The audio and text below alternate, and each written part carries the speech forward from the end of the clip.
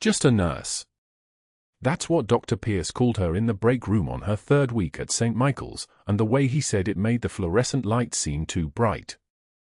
Elena Martinez stood at the counter, signing off on a medication log, when his voice cut through the afternoon shift like a scalpel. We have nurses with credentials around here. He didn't look at her directly. He didn't need to. The message hung in the recycled air thick as antiseptic. She didn't flinch. She didn't blink. She turned the page.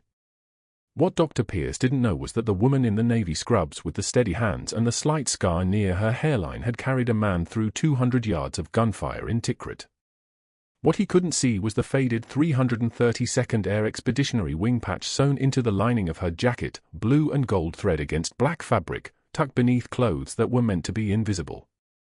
What he would never understand was that Elena Martinez had spent 18 months building this identity, wearing this life like a second skin, and she would not let a man with manicured fingernails and a medical degree from Johns Hopkins rattle what she'd constructed. Norfolk in August was thick with humidity that clung to everything. The pediatric ward at St. Michael's stretched across the fourth floor in pale greens and soft blues, designed to be comforting but managing only to feel sterile. Elena moved through these corridors with the economic precision of someone who had learned to conserve energy in environments where energy might need to last for hours. She'd been there 8 months. 8 months of 12-hour shifts, of checking full lines with fingers that had once field-dressed wounds in 40-degree heat, of adjusting pillows for children whose bodies needed comfort instead of combat. The morning of her second confrontation with Dr. Pierce started like any other. She arrived at 6:08 a.m., 13 minutes early, always 13 minutes, and clocked in at the time station. The badge clattered slightly as she fastened it to her scrubs, the sound traveling through the quiet hallway. The fluorescent lights had just begun their full humming intensity, that electrical thrum that would persist until the day shift ended. She pulled on her jacket, the one with the patch, the one nobody looked at closely, and moved toward the pediatric station to collect her assignment. Dr. Pierce was already there. Of course he was. He'd begun arriving earlier, as if he was tracking her movements, as if her presence alone was enough to trigger some territorial response in him. His shoes were Italian leather, probably $300, and they didn't make a sound when he walked. He had a way of moving that made noise optional, as though the air parted for him rather than the other way around. He held a tablet in one hand, his face arranged in an expression of deliberate disinterest, but his eyes tracked her the moment she entered the station. Ms. Martinez. He didn't look up from the screen. I've been reviewing staffing protocols. We have protocols for a reason.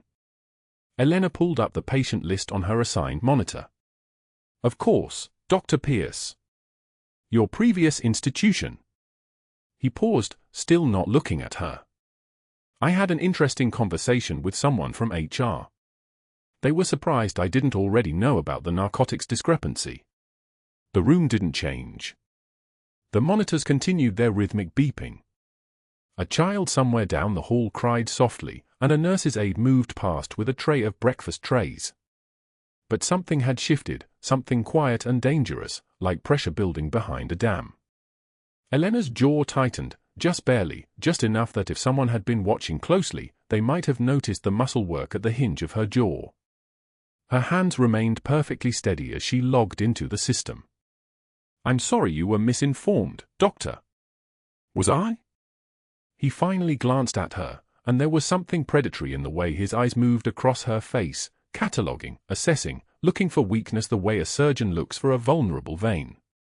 Because I've been in this profession for 23 years, and I've learned that people who carry themselves with such unearned confidence usually have something to hide. She didn't respond.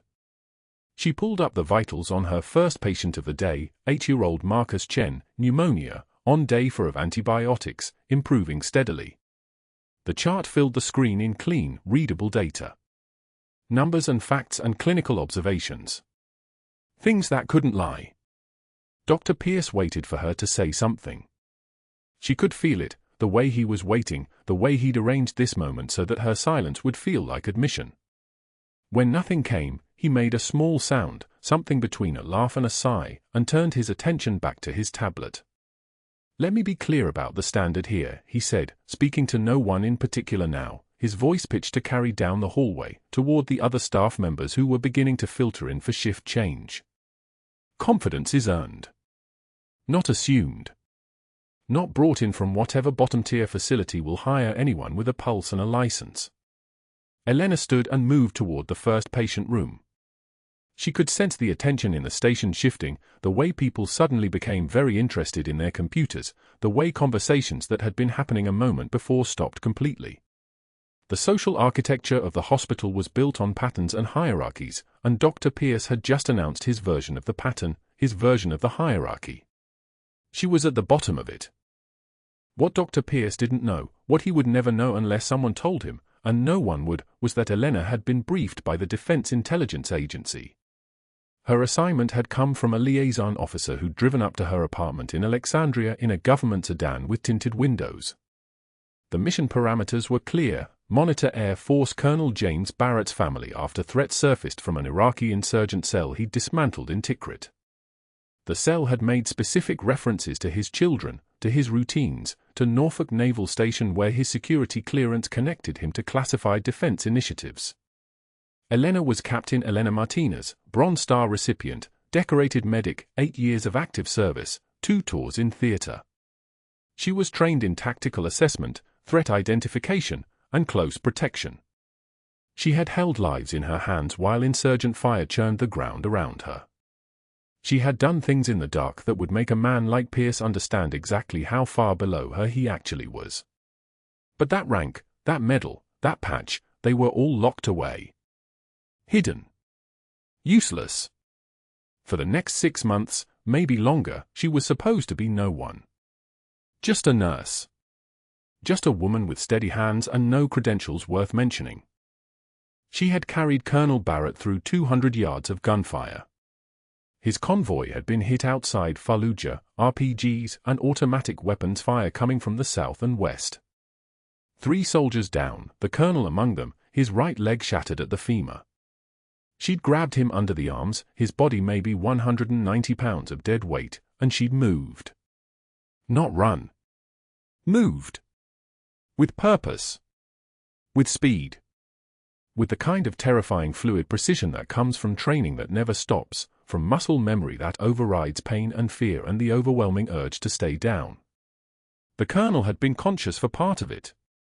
She remembered his eyes, the color of granite, fixed on her face as she dragged him toward the Humvee, remembered the way his mouth had moved, trying to say something, trying to do something, but the blood loss was already pulling him down.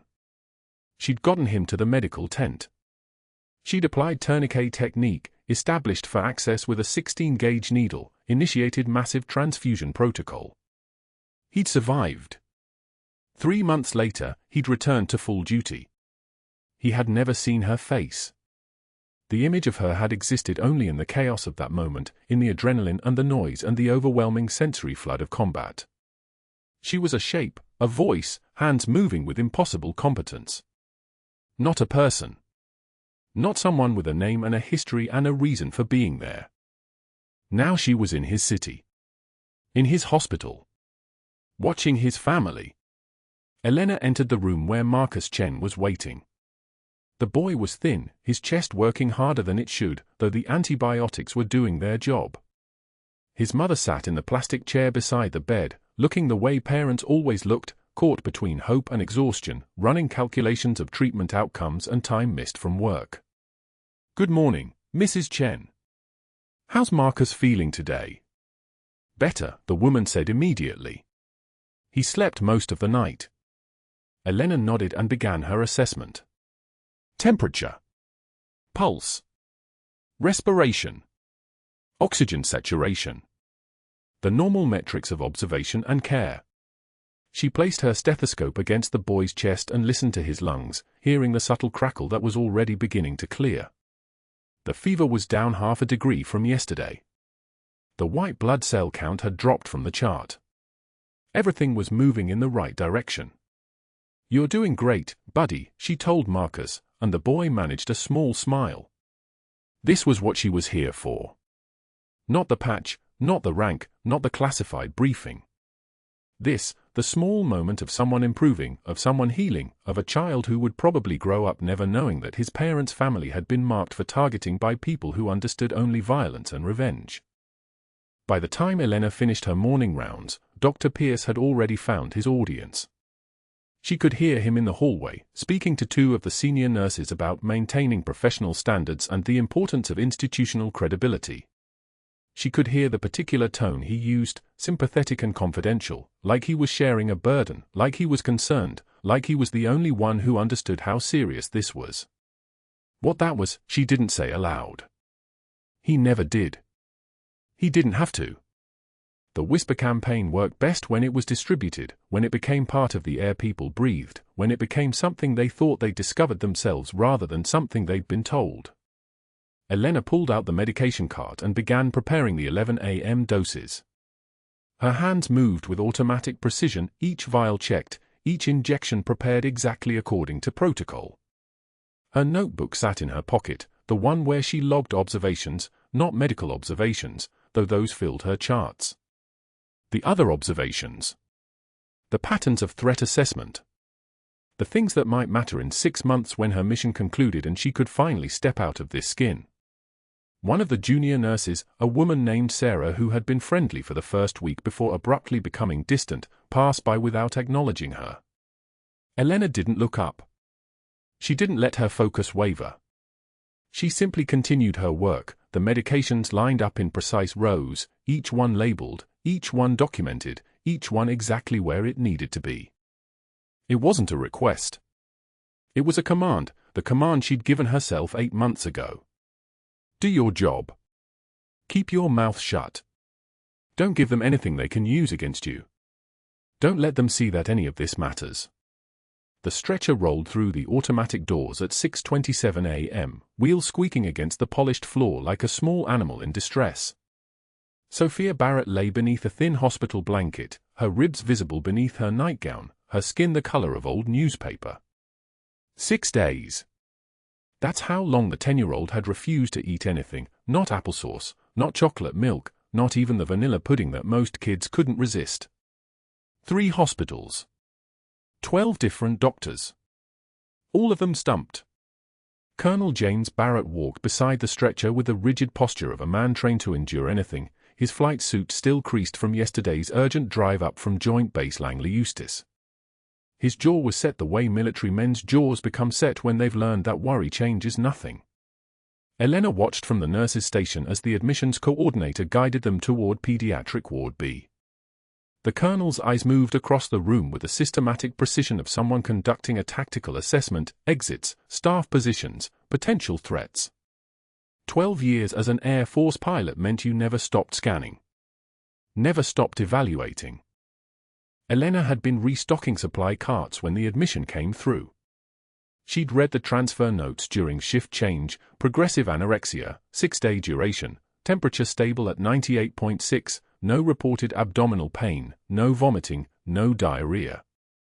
12 physicians had reviewed this child. 12. The youngest was 31, the oldest had been practicing pediatrics for 23 years. Gastroenterology, pediatrics, internal medicine, neurology, all of them had run their protocols and found nothing. The mystery hung over Sophia like a fog that wouldn't lift. Dr. Pierce arrived on rounds at 8:15 a.m., his white coat pristine, his movements economical and precise. He spent exactly 4 minutes with Sophia, reviewing her chart with the kind of dismissive efficiency that suggested the case was already solved in his mind. He turned to Colonel Barrett with the tone of a man accustomed to authority. We'll run some additional cultures, repeat imaging. Sometimes these cases take time. He never looked at Sophia. Elena watched from the hallway, clipboard in hand, staying in the periphery where Dr. Pierce had made clear she belonged. The morning stretched into afternoon. Elena completed her assigned duties, vital signs checks, hydration monitoring, changing 4 lines with the kind of mechanical precision that required no thinking. But her eyes kept drifting to Sophia's room. The girl was curled on her side, one small hand pressed against her jaw. When the nurse's aide brought lunch, chicken broth, a dinner roll, applesauce, Sophia turned away before the tray even reached the bedside. The aide exchanged a look with Elena that needed no words. Another patient, another refusal. At 2:11 p.m., during afternoon rounds, Elena was restocking the med cart outside Sophia's room when she heard the girl cry out softly. A cry that lasted maybe 2 seconds but contained a universe of pain. Elena's hands paused mid-motion. She waited until Dr. Pierce and his entourage had moved down the hallway, then slipped into the room on the pretense of checking the flow rate. Sophia's eyes were closed, but her jaw was clenched tight against her pillow. Elena noted the subtle swelling on the right side of her face, barely perceptible, the kind of asymmetry that would only register if you'd spent 8 months studying every pediatric patient who'd passed through this unit. When Elena gently palpated the angle of the jaw, Sophia winced so sharply that her whole body tensed. The tenderness was real. Localized. Specific. Elena's mind moved through the possibilities like sorting through a locked cabinet. Jaw pain. Difficulty eating. Fever that had resolved but returned. Subtle facial swelling. The 12 doctors had looked at the obvious things, the GI system, the blood work, the imaging. But sometimes the simplest diagnosis hides in the spaces between specialists. She found Dr. Pierce at the nurse's station, reviewing another patient's lab results. Elena approached quietly, her voice low and measured, the voice of someone who understood hierarchy and knew better than to challenge it. "Doctor, I've observed something in Miss Barrett's presentation that might warrant consideration." The room seemed to contract. 3 nurses turned their heads. Dr. Pierce looked up from the computer screen with an expression that suggested he'd just discovered a patient had used his name in a prank call. "Nurse Martinez." He set down his pen with theatrical slowness. "Perhaps you missed the part of your orientation where we discussed the distinction between basic nursing care and clinical diagnosis. Or did they skip that at whatever community college issued your degree?" Colonel Barrett was standing 6 feet away, reviewing his daughter's chart. His face remained perfectly neutral, the way a military man's face becomes neutral when he's watching a situation he doesn't yet understand.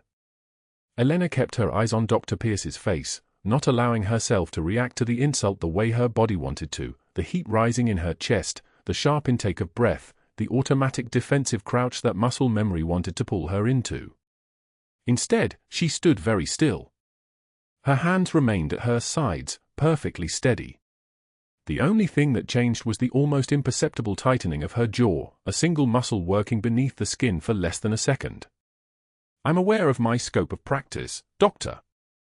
Her voice hadn't changed tone. It was still the voice of a nurse who knew her place. "Then act like it." Dr. Pierce turned back to the computer screen. "Your job is to empty bedpans, monitor vitals, and report changes to physicians. Not to speculate about diagnoses you're not qualified to understand. I've reviewed this case with actual specialists. Cardiologists. Neurologists. People with actual credentials." He paused, and Elena could feel the cruelty gathering in him like a storm. "Your role is to assist. Not to interfere. Not to play doctor." He stood and walked to the unit board mounted on the hallway wall. Without looking back, he grabbed a red marker from the pocket of his coat. The sound it made uncapping was sharp as a gunshot in the sudden silence. Nurses pretended not to notice as Dr. Pierce wrote in block letters, "Elena Martinez, written warning, overstepping scope of practice, final warning before termination." 3 nurses saw it happen. Jade from day shift. Marcus from the supply room.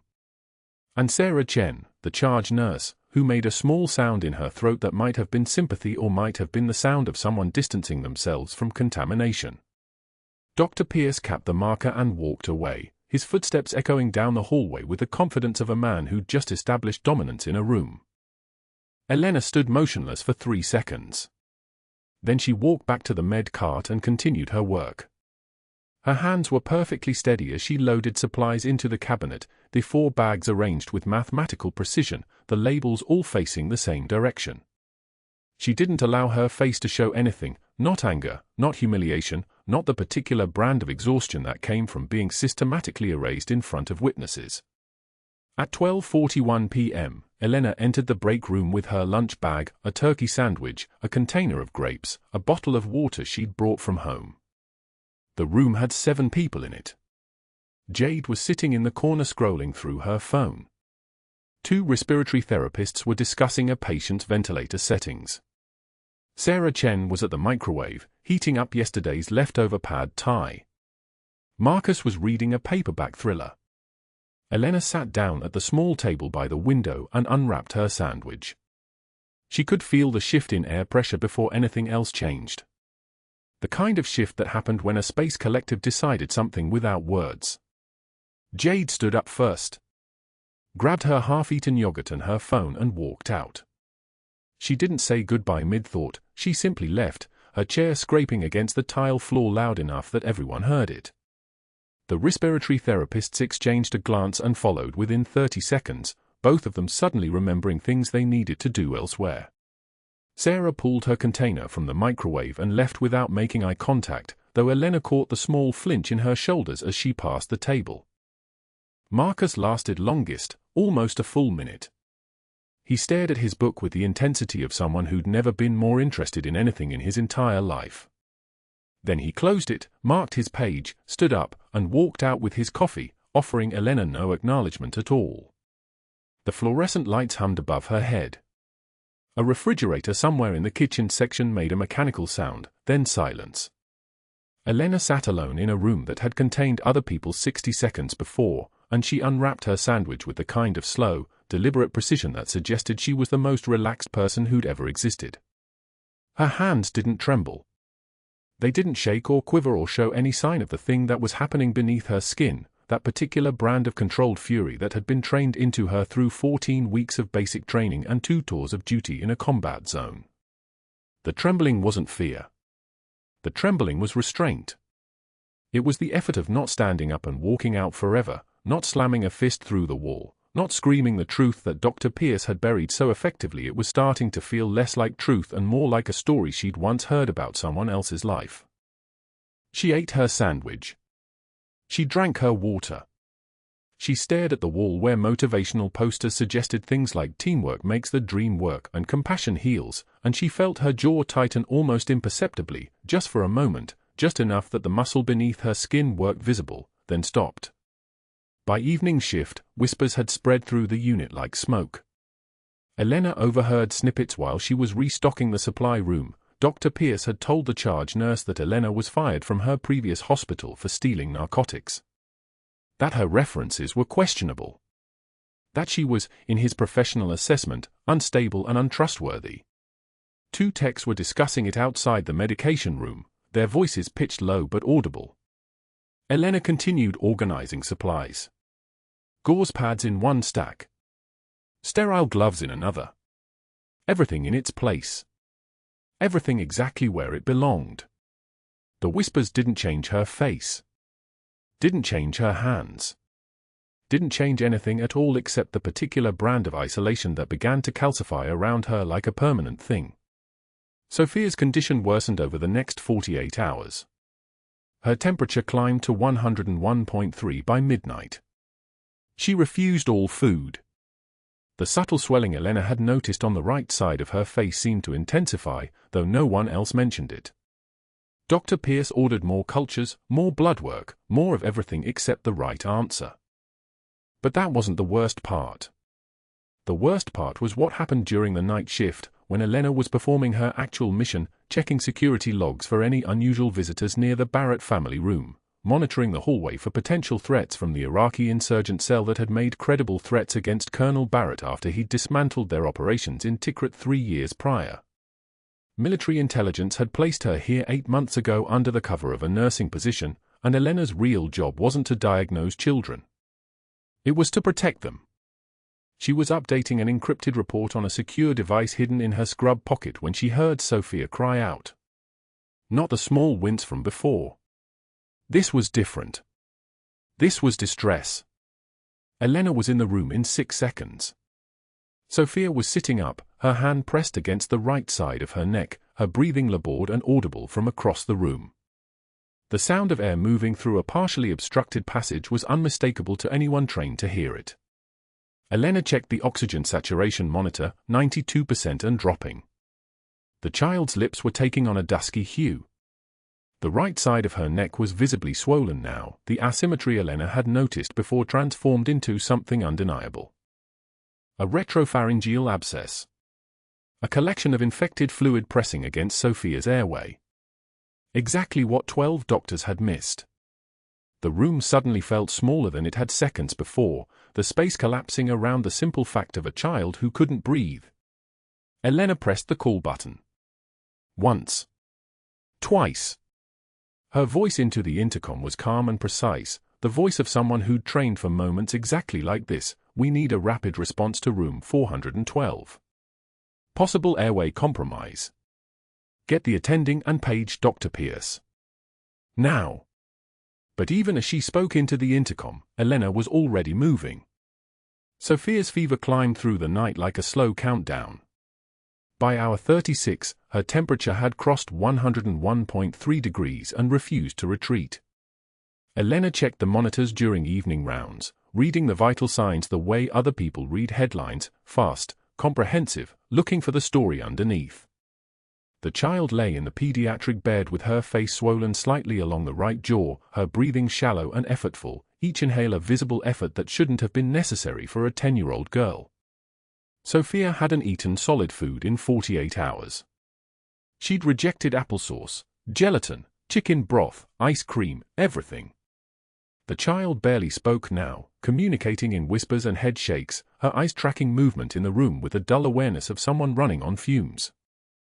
Dr. Pierce arrived on morning rounds with his coffee, black, no sugar, the kind of detail he'd mentioned in passing enough times that everyone knew it was important to him, and reviewed Sophia's latest labs with the confident nod of a man who'd already decided the answer before reading the question. Standard CBC showed nothing conclusive. Metabolic panel normal. Blood cultures negative so far. Throat culture still pending. We're looking at a simple viral upper respiratory infection that's running its course, he announced, his voice carrying that particular inflection doctors used when they'd already stopped listening. The fever will break within 2 days. Keep her comfortable. Hydration is key. He wrote orders for acetaminophen every 6 hours and a liquid diet, then moved to the next patient without making eye contact with Elena, who stood at the foot of the bed holding Sophia's chart like a shield. The child's breathing worsened during Elena's evening rounds at 7:15 p.m. That was when Elena heard it, not the sound of normal respiration, but the sound of a child working to breathe, her chest rising and falling in exaggerated motions, her nostrils flaring with each inhale. When Elena placed her hand on Sophia's shoulder, the skin was burning. The swelling along her jaw had progressed. It wasn't dramatic, wasn't the kind of thing that screamed emergency to someone who wasn't trained to see it, but it was there. The right side of her face had a fullness to it now, and when Elena gently palpated the area, she felt the heat radiating from the tissue, the localized warmth that meant infection, that meant something was building beneath the surface. Sophia whimpered when Elena touched the jaw, a small sound of pain that broke something in Elena's chest, though her face remained composed, her hand steady. "Where does it hurt, sweetie?" Elena asked, keeping her voice low, the way she'd been taught, soft enough to be comforting, steady enough to be trusted. "My throat," Sophia whispered. It's hard to swallow." Elena checked the vital signs on the monitor. Oxygen saturation at 93%. Not critical. Not yet. Heart rate 112, elevated but expected. Respiratory rate 24, slightly fast. Temperature still climbing, 101.8 degrees. But it was the breathing pattern that mattered, the slight stridor she could hear now, a subtle whistling sound that meant inflammation was narrowing the airway. A retropharyngeal abscess would sit behind the pharynx, not visible on a normal throat exam, exactly the kind of thing that a routine exam would miss. The kind of thing that 12 different doctors had missed because they were looking for something obvious, something that would show up on their preferred tests, something that fit their initial diagnosis. Elena's mind made the calculation in the space of a heartbeat. 5 minutes. Maybe less. That was how long it would take for this to turn catastrophic. The abscess was growing, the swelling was progressing, and when, not if, when, the airway became too compressed, Sophia would stop breathing. Not dramatically. Not all at once. But progressively, incrementally, until her oxygen saturation dropped and her body went into crisis. Elena had seen it before, in Tikrit, when a young translator had developed a throat infection that nobody caught until his breathing became stride-loud and shallow. She remembered the panic in his eyes. She remembered the emergency that came too late. Elena pressed the call button. Not the routine call button. The one that meant urgent. Her voice was level when the ward clerk answered, "I need you to notify respiratory therapy and anesthesia. Possible airway emergency, room for 12. And page Dr. Pierce. Now." The crash cart arrived before the respiratory therapist. The machine itself, rolling steel and defibrillator pads and the sharp smell of antiseptic, had a way of making situations feel real in a way words couldn't. Colonel Barrett appeared in the doorway maybe 90 seconds later, his face moving from confusion to something closer to fear when he saw the equipment, when he saw his daughter sitting up straighter in the bed, struggling. "What's happening to my daughter?" His voice had the crack of command in it, the tone of a man used to being answered immediately and completely. Elena met his eyes. "Sir, her airway is compromising. I need you to step outside. Now." It wasn't a request. It was a command wrapped in the quiet authority of someone who knew exactly what they were doing. The colonel hesitated for maybe 2 seconds, then turned and walked out, closing the door behind him. Elena registered the movement but filed it away. There would be time to think about it later, if there was a later. Sophia's oxygen saturation had dropped to 91% in the time it took the crash cart to arrive. Her breathing was audible now, the stridor clear and present, the sound of a child whose airway was collapsing. Elena grabbed the emergency equipment with hands that had performed this procedure before, in a different uniform, under entirely different circumstances. A 22-gauge needle. Alcohol swab. The space between the first and second ribs, mid-clavicular line, that was the landmark, that was where the needle went to release the pressure that was building in the space around her lungs. Not exactly. Not for a tension pneumothorax. But the principle was the same. Relieve the pressure. Buy time. Get the child breathing again. "That's not protocol," the respiratory therapist said, his voice sharp with something between challenge and panic. "You're a nurse." "That's..." Elena ignored him the way a conductor might ignore a heckler during Beethoven. Her combat medical training, the training that Captain Elena Martinez had received in a field hospital in Kandahar, the training that Elena the pediatric nurse was never, ever supposed to have used in Norfolk, took over. Her hands moved on their own, finding the landmarks on Sophia's thin chest with the precision of someone who'd done this 100 times. Not with children. But the anatomy was the same. The landmarks were the same. The needle went in smooth and fast. The hiss of air escaping, that specific sound, like a tire deflating in reverse, meant success. Meant the pressure was releasing. Meant the child could breathe again. Sophia gasped. Her oxygen saturation climbed immediately, 88%. 89, 91. 94, the color began returning to her lips. Her breathing became less desperate, more rhythmic, the stridor fading as the airway opened back up. The respiratory therapist moved past his shock and sprang into action, getting oxygen set up, preparing for intubation, his hands moving with professional urgency now that he understood the gravity of what was happening. The anesthesiologist arrived 8 minutes later, Dr. Sarah Chen, who'd trained at Johns Hopkins and who glanced at Elena's setup, at Sophia's stabilized vitals, and nodded once with the kind of professional respect that transcended hierarchy. "Good work," she said, already moving toward the bed, already beginning her intubation procedure. "You just bought us the time we needed." Elena stepped back. That was the protocol that mattered, knowing when to act and when to step away, knowing the difference between heroism and ego.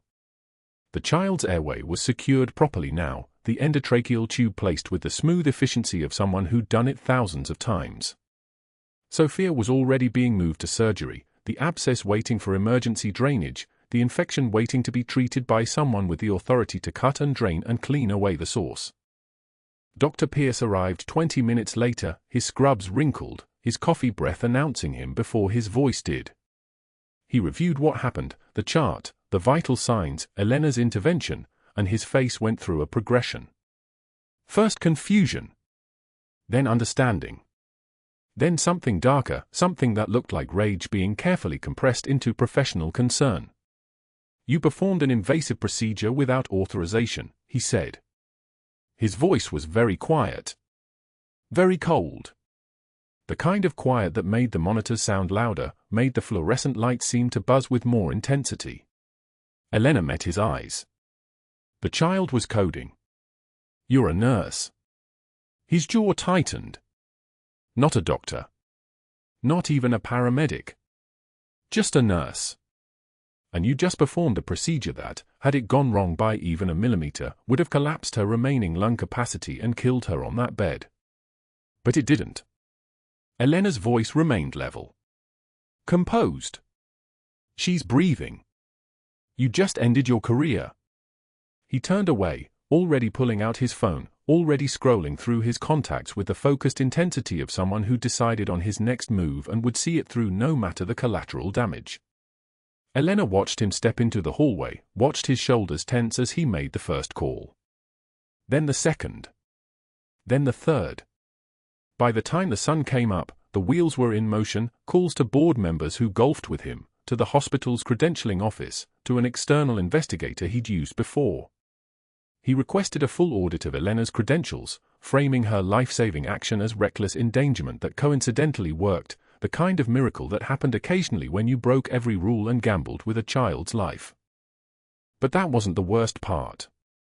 The worst part came when the credentialing office called and told Elena that pending the investigation, she was suspended from clinical duties, effective immediately.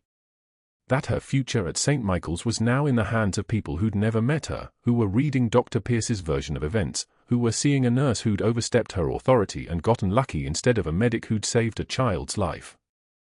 The worst part was understanding, in that moment, that her mission had just changed. That Colonel Barrett still didn't know who she was. That the family she'd been sent to protect now had no one protecting them from within the hospital walls.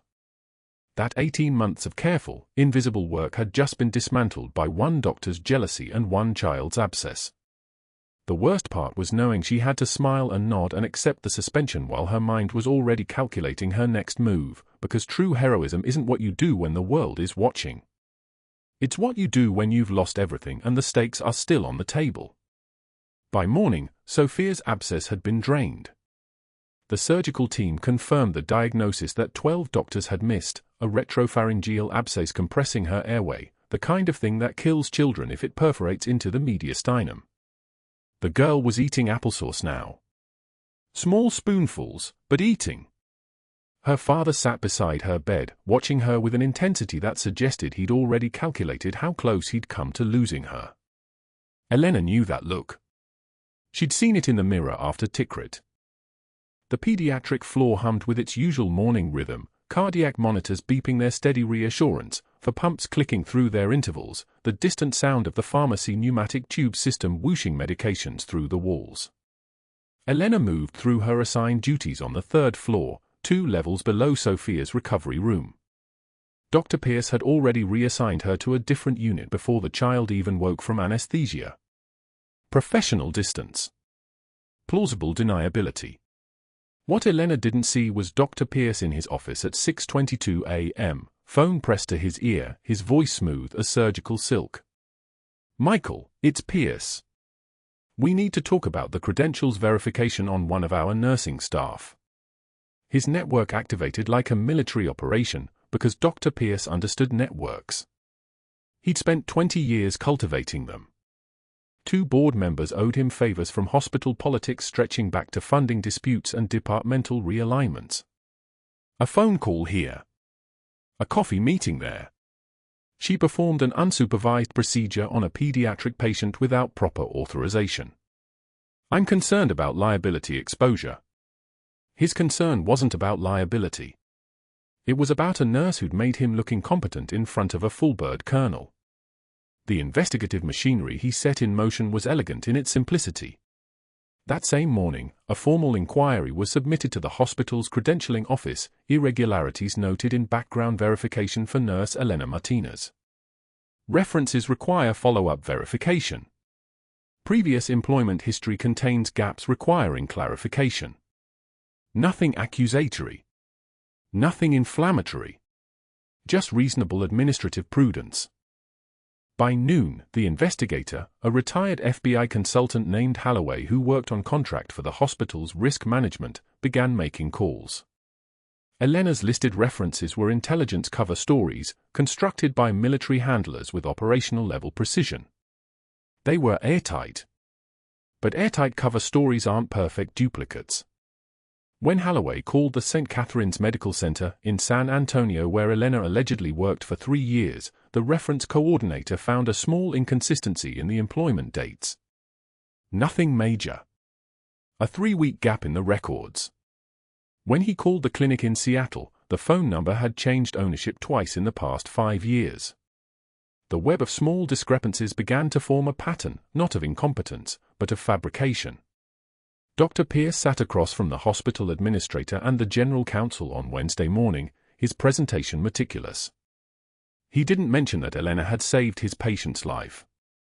He framed it differently, an unauthorized needle decompression performed by a nurse without attending supervision. The procedure itself may have been correct in retrospect, but the protocol violation is significant. And now we're discovering that her credentials may not be what we thought. He slid a folder across the conference table. Her references don't check out cleanly. There are employment gaps. The investigator's preliminary report raises questions about whether she's actually who she claims to be. The general counsel read carefully, her expression growing darker with each page. The administrator rubbed his temples. "What are you recommending?" he asked, though he already knew the answer. "Immediate suspension pending full investigation," Dr. Pierce said. "And if the credential discrepancies are confirmed, termination. We can't have staff with questionable backgrounds in a pediatric facility." The liability alone, he didn't finish. He didn't need to. Elena was called to the Human Resources Office on Thursday at 2:33 p.m. The time would matter later, in the paperwork. She walked through the hallway with the same steady gait she'd used walking through Tikrit's markets 15 years ago, not slow, not fast, just present. The HR director, a woman named Catherine Okonkwo who'd always been respectful, gestured to a chair. "Elena, thank you for coming in on short notice." The woman's discomfort was visible. Okonkwo was the type who believed in people until given a reason not to. Dr. Pierce had given her a reason. "Of course," Elena said. Catherine slid a folder across her desk. "We've completed our credentialing review. There are inconsistencies in your background verification that we need to address directly." She waited, her eyes searching Elena's face for something: fear, defensiveness, guilt. She found none of those things. What she found was a stillness that suggested Elena had expected this conversation. "Your previous employment has gaps. References are checking out differently than what we have on file. Given these discrepancies, and the circumstances surrounding the incident with Sophia Barrett, we have to make the difficult decision to terminate your employment effective immediately." Elena didn't blink. Didn't lean forward. Didn't argue. She simply listened as Catherine walked through the separation agreement, the final paycheck, the return of her badge and credentials. "I understand," Elena said when Catherine paused, waiting for a response. "Elena, I want to be clear, we're not saying you did anything criminal," Catherine said, and Elena could hear the guilt in her voice. "But we have to take credentialing seriously. If there's anything you want to say in your defense, I can document it." Elena could have defended herself. She could have revealed her actual credentials, her Bronze Star, her Purple Heart, the security clearances that dwarfed anything the hospital's background check could access. She could have explained that her cover story was classified, that she was operating under direct orders from military intelligence, that every inconsistency was intentional and documented at the Pentagon level. But defending herself meant blowing 18 months of intelligence work. It meant exposing the operation that had been designed to monitor the Barrett family after credible threats from an Iraqi insurgent cell her commanding officer had dismantled in Tikrit. It meant potentially compromising a mission that had one simple objective: keep Colonel James Barrett's family alive. "No," Elena said quietly. "I don't think so." Catherine slid the termination papers across the desk. Elena read them carefully, her eyes tracking the formal language of separation. The reasons listed were vague enough to protect the hospital but clear enough to damage her professional reputation if she tried to work anywhere that checked references.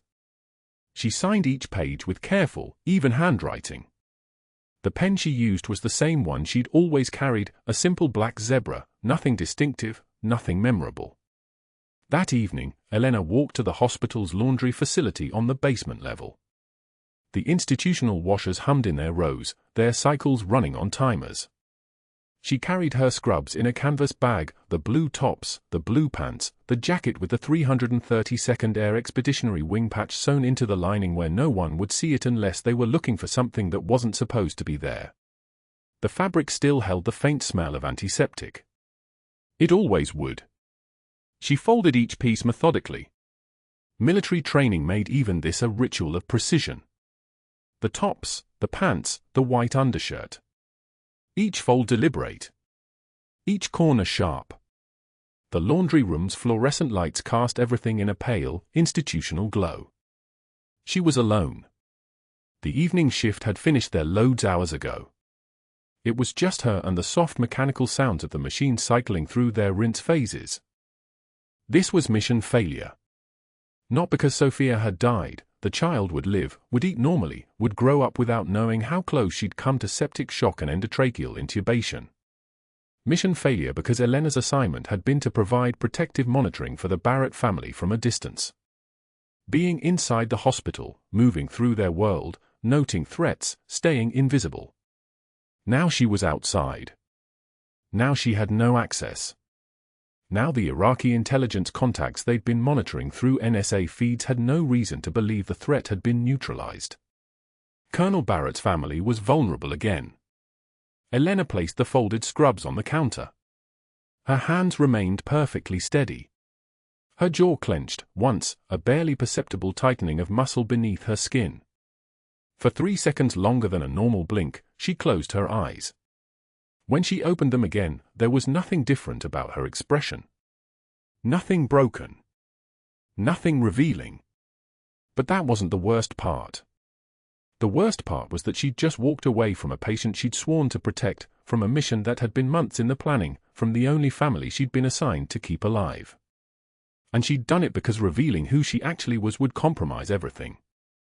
Her rank as captain meant nothing in this hospital. Her medals meant nothing. Her security clearance wouldn't defend her against the paperwork.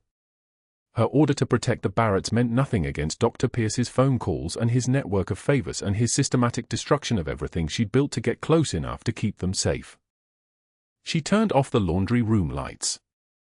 The darkness lasted exactly 3 seconds before the motion sensor switched them back on again. Elena didn't look back as she walked toward the exit, past the hospital's pharmacy, past the break room where the nurses had abandoned her, past the elevators she'd ridden up and down for 8 months while the world thought she was nobody. Just a nurse. Just a person with a questionable background and no one to vouch for her and a name that would appear in employment records with the notation of a termination for credentialing concerns. But that was the moment everything changed. That was the moment when the phone call came. That was the moment when the door to recovery opened and a child with a recovering airway said a single word that would echo through the entire hospital and crack open everything Dr. Pierce had built. 2 hours after Elena's termination papers were signed and filed, Colonel James Barrett walked into the hospital administrator's office with Sophia at his side. The child's cheeks had color now. She was eating again, something that 12 different doctors across 3 separate hospitals had failed to accomplish. The general counsel stood to greet them, her expression carefully neutral, professional courtesy masking the phone call she'd made to credentialing just 40 minutes earlier. Sophia's small hand slipped from her father's grip as they passed through the hallway. She moved with the tentative confidence of a child who'd survived something she didn't fully understand, her sneakers whispering against the tile floor. That was when she saw Elena gathering the last of her belongings from her locker near the break room: a stethoscope, a pen, the small laminated badge that would no longer grant her access to these corridors. "That's Shadow," Sophia whispered, her voice carrying the weight of recognition that children somehow possess. Colonel Barrett stopped mid-stride. His jaw tightened. The angle of Elena's face caught the fluorescent light as she turned, that particular set to her shoulders, the scar barely visible near her hairline, so faint most people never noticed it. But he had seen that scar before. He'd seen it in the chaos of Tikrit, in the spray of dust and gunfire after the IED had torn apart his convoy. He'd seen it belong to hands that had kept him alive through 200 yards of open ground while rounds chewed through the vehicles behind him. "Captain," he said. "Not a question." Elena turned fully. Her eyes met his with the clarity of someone whose cover had just imploded in a single word from a child. She didn't flinch. She didn't speak. She simply waited, her composure holding like a loaded spring. Within the hour, a Marine liaison pulled Elena's actual service record. Captain Elena Martinez. Bronze Star with Valor. Purple Heart. Meritorious Combat Medical Service in Tikrit, Anbar Province, dated 14 months before she'd ever set foot at St. Michael's Hospital. The record had been classified, flagged for protection operations, available only through channels that required 3 separate security clearances to access. Dr. Pierce had never looked beyond the falsified references he'd been fed by an intelligence officer who understood how to manufacture civilian credentials that would satisfy a cursory background check. The General Counsel held the service record in her hands, the weight of it palpable, and began reviewing Dr. Pierce's complete file on Elena's termination. The credentialing concerns. The reference inconsistencies. The investigator's report that had justified her firing. She made a call to the credentialing office, her voice steady and sharp. "I need you to pull the original verification documents. All of them. Compare them to what Dr. Pierce submitted." 20 minutes. That's all it took. The compliance officer arrived with a manila folder and a problem statement that hung in the air like a held breath. Some of these notes weren't in the original file.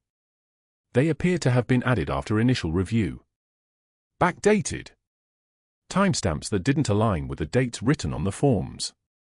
Entries created after Elena had performed the needle decompression that saved Sophia's life, but carefully annotated to appear contemporaneous with her initial evaluation. Dr. Pierce shifted in his seat when confronted. His voice took on the texture of thin glass. "I was simply being thorough." His eyes darted between the General Counsel and Colonel Barrett, who stood in the doorway like a man carved from granite. "You altered official records," the General Counsel said. "Not a question. Not an accusation. A statement of observable fact." She contacted the FBI field office within the hour. Falsifying medical records is a federal offense. Adding to that charge, obstruction of a federal protection detail, conspiracy to interfere with military operations, retaliation against a service member conducting classified work. The offense matrix accumulated like pieces on a chessboard that Dr. Pierce had no idea he was playing. The agents arrived that afternoon, 2 of them, professionally cordial but unyielding as granite. They reviewed Dr. Pierce's documentation against hospital servers, accessing the metadata that no one had bothered to check, the digital footprint that shows exactly when files were created, when they were modified, when they were accessed. The timestamps didn't match. Entries showed creation dates after the procedures he'd claimed to document beforehand. His desperate attempt to construct a narrative of incompetence had instead created a digital trail that prosecutors would find effortless to follow. Dr. Pierce's voice cracked when they read him his rights. "This is a misunderstanding. I was protecting patient safety." The cuffs clicked. Not roughly. Not with drama. Just the ordinary sound of institutional consequence, the same sound it makes for anyone, regardless of credentials or status. They led him out past the break room where the nursing staff watched in absolute silence. The same room where Elena had eaten alone for 8 months while her colleagues retreated like tide going out. The charge nurse who had spread the narcotic theft rumor stared at the floor. A younger nurse who'd walked out on Elena that day had her hand over her mouth, the recognition of complicity settling across her face like ash. The break room lights buzzed overhead, indifferent to the human drama unfolding beneath them. Federal charges were filed that afternoon. Falsifying medical records. Obstruction. Conspiracy to interfere with military operations. His attorney would negotiate, of course, they always do, and Dr. Pierce would eventually serve 18 months in a minimum security facility, his medical license suspended pending investigation, his career moving backward through the years in a compressed spiral of consequence. 6 months later, someone from St. Michael's spotted him teaching CPR fundamentals at a Norfolk community college. Earning $18 per hour. Prohibited from working within 500 feet of any hospital. His students were high school kids seeking lifeguard certifications, and none of them knew that the man showing them chest compressions had once held the power to destroy careers with a phone call and a smile. Meanwhile, at the Pentagon, Elena stood in her Air Force dress blues, the decorations on her chest catching the camera flashes like fragments of light itself. Newly promoted General James Barrett, his advancement partly contingent upon the success of the classified Barrett family protection operation, stood beside her at the podium. His voice carried the particular gravity of a man who'd learned the cost of overlooking the quiet ones.